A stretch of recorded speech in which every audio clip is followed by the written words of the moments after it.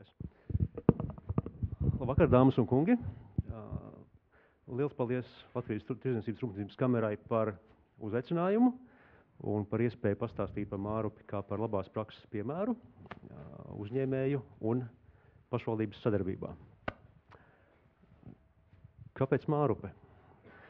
Tajā tabuliņā, kur te vairāk kārt nozibēja, Mārupe ir 5. vietā starp lielajiem novadiem un kopsumā es saskaitīju 9. vietā pēc sabaukta punktu skaita. Ja?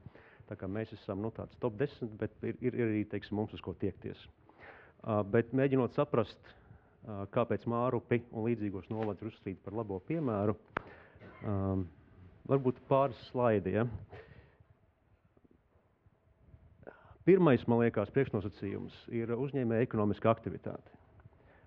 Statistika Mārupi ir 4. vietā starp visām 119 pašvaldībām pēc uzņēmēja skaita uz 1000 iedzīvotājiem. 7. vieta pēc ārvalstu tiešo investīciju apjoma, kas ir piesaistīta kopš šis rādītājs tiek uzskaitīts Latvijas brīvvalstī 90. gados.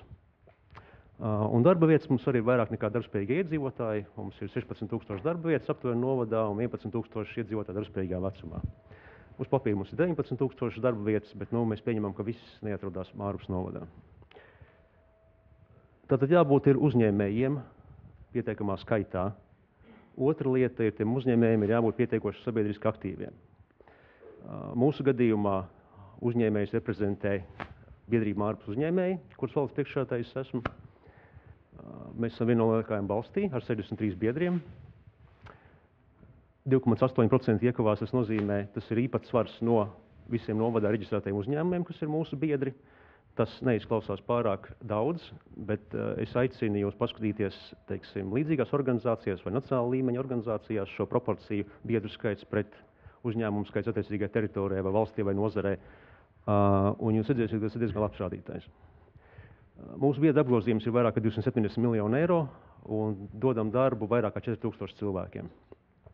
Tad divas lietas, kas ir svarīgas, lai būtu uzņēmēji, lai viņi pietiekoši daudz, lai veidojas kritiskā masa novadā, no kā var atrasties sabiedriski aktīvākie, kas ir gatavi sanākt kopā un runāt ar pašvaldību. Uzņēmēju un pašvaldības sadarbība Mārupas novadā. Tātad parasti šeit stāsta par to, par darba grupām, teiksim, par konsultīvajām padomēm, par sadarbību infrastruktūras attīstības plānošanā, sadarbību novada mārketingā. Mēs arī to visu darām, tas ir ļoti svarīgi. Vēl ir dažas lietas, ko mēs darām papildus tam, kas ir vērstas tieši uz novada sabiedrību. To visu var palikt zem viena saukļa vai mērķa, lai novadā būtu vairāk uzņēmēju. Tas ir tāds mūsu uzstādījums. Tad pirmais, ko mēs darām, mēs atbalstam skolu mācību uzņēmumus. Tad mums ir Mārupas vidusskola, mums nav nevienas profesionālās izglītības iestādes, nav nevienas augstākās izglītības iestādes. Tad mēs strādājam, ar ko mēs varam. Skolā mums ir, vidusskolā ir klases ar komerczinību novirzienu, tiek dibināti skolēnu mācību uzņēmumi, tas ir daļa no Junior Achievement sistēmas, kā jūs droši vien zinat. Mēs viņiem atbalstam ar padomu skolniekiem, kas dibina mācību uzņēmumus, un novērtējam arī viņu panākumus mācību gada beigās ar naudas balvām, ar iespējām apmeklēt bezmaksas seminārus, ar rekomendācijas vēstulēm, ja tādas nepieciešamas. Mentorings. Tas ir mūsu biedrības atbalsts, teiksim, visu vecumu jauniem uzņēmējiem. Ne tikai skolniekiem, ne tikai studentiem, tiem, kas ir izdomājuši jebkurā savu dzīves punktā, sāk nodarboties uzņēmēju darbību. Mēs, kā pieredzējuši uzņēmēji, mēģinām to atbalstīt. Mentoringa programma novadā darbojās jau pusotru gadu.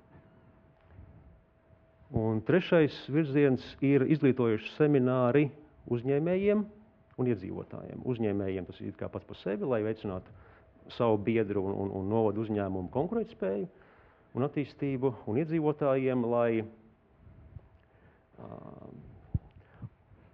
uzlabotu viņu labklājību caur izglītošanu finanšu jautājumos. Tātad pamatēma, par ko mēs mēģinām stāstīt, ir finanšu pratība. Tātad, teiksim, personīgā budžeta nepieciešamība, uzkrājumi, ieguldījumu nozīme ģimenes drošībā, tādi jautājumi. Tātad šis ir tas, ar ko mēs mēģinām nodarboties Mārupē. Cenšamies to darīt pietiekoši regulāri un aktīvi, un ceru, ka mums puslīdz arī sanāk. Kāda ir situācija valstī?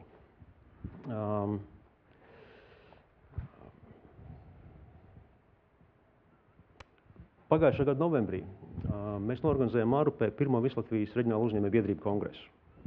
Tieši ar šādu mērķi, noskaidrot, kā dzīvo mūsu radniecīgās organizācijas Latvijā, padalīties pieredzē, kaut ko iemācīties varbūt no viņiem. Varbūt šajā slaidā, teiksim, ir kaut kādas galvenās atziņas un pamatdomas, kas šī kongresa rezultātā ir radušās. Tātad pirmais secinājums ir, ka uzņēmēju biedrības ir ārkārtīgi vērtīgs partneris pašvaldībai. Kā rāda skaitlis iekavās, šādas biedrības pastāv tikai apmēram 4. daļā no novadu, kā acīgi pamanīja arī Burkovska kungs kongresā, kad ir aptuveni 30 uzņēmēju biedrības un precīzi 119 pašvaldības. Tātad 3/4 nav šādu organizāciju. Tātad šai virzienā ir ļoti vēl daudz kur augt. Mēs esam tikai pašā ceļa sākumā. Kāpēc ir svarīgi, lai uzņēmēju biedrība? Lai pašvaldība ir ar ko runāt.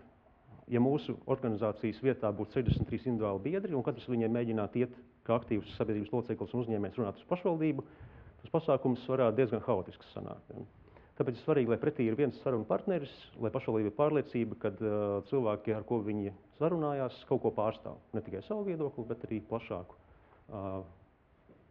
uzņēmēju grupas viedokli. Tas novada pie uzņēmēja intelektuālo resursu konsolidācijas. Atkal, vienam ir grūti karot. Nevienai uzņēmēju organizācijai nekad nebūs tāda administratīvā resursi, kāda ir mūsu publisko partneru rīcībā, pašvaldības vai teiksim, LTRK gadījumā valsts rīcībā, kur ir desmitiem vai simtiem vai tūkstošiem ierēģiņi, teiksim, kas gatavo normatīvos aktus un strādā. Bet apvienojoties biedrībās, organizācijās mums ir cerība, ja ne gluži kvantitatīvi, vismaz kvalitīvi kļūt par līdzvērtīgiem partneriem. Vismaz tajās jomās un nišās un nozarēs, kurās mēs to vēlamies vairāk.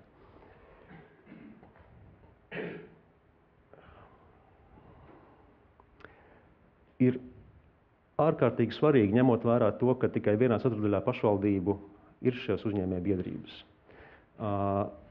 Atrast to labo, kas ir tajās 38 biedrībās un saprast, kas strādā, kas nestrādā. Nav jēgas katreiz dibinot jaunu biedrību, izgudrot divriteni no jauna. Būtu ļoti labi, teiksim, ja mēs saprastu, ka pieņemsim konsultatīvā padome ir ideālais sadarbības modelis un būtu standarta, teiksim, nolikums un ko viņi dara un kas tiek pārstāvēts un cik bieži sanāk kopā un kāds jautājums lēm. Ja mēs tādu paketu varētu sagatavot nākotnes, teiksim, uzņēmēju biedrībām, tas ļoti atvieglos šo procesu. Sadarbības sistematizēšana. Ko es ar to saprotu? Nedrīkst sadarbības starp uzņēmējiem un pašvaldībām būt atkarīga no iesaistītajām personālajām. Iedomāsimies situāciju, kad Latvijā nomainās valdība un jaunais ministrs prezidents saka, ka man nepatīk Jānis Enziņš, viņš mani kritizējis savā laikā, mana valdība ar LTRK turpmāk nesadarbosies. Vispār. Teiksim, šāda situācija nebūtu pieņemama, un tāda ir grūti iedomāties par laimi. Diemžēl pašvaldībās tā ir ikdiena. Šādu stāstu, teiksim, ar veco varu mēs draudzējamies, jaunā mums pasūtīja, vai otrādāk, teiksim, ar veco mums nekas nesanāca, un atnāca jaunā pa varas, un tagad mums viss notiek. Šādu stāstu ir pilns. Un tas nav normāli. Tāpēc ir svarīgi izveidot normālu sadarbības sistēmu, kas varētu strādāt neatkarīgi no iesaistītiem uzvārdiem.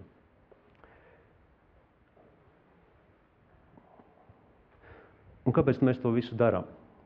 Ne jau darīšanas pēc, ja mēs arī esam uzņēmēji visi, kam ir savs bizness un ir ar ko nodarboties. Tad mērķis ir tieši tas, par ko mēs šodien runājam. Uzlabot uzņēmējdarbības vidi, uzlabot publisko pakalpojumu kvalitāti, par kuriem mēs esam paši samaksājuši no saviem nodokļiem.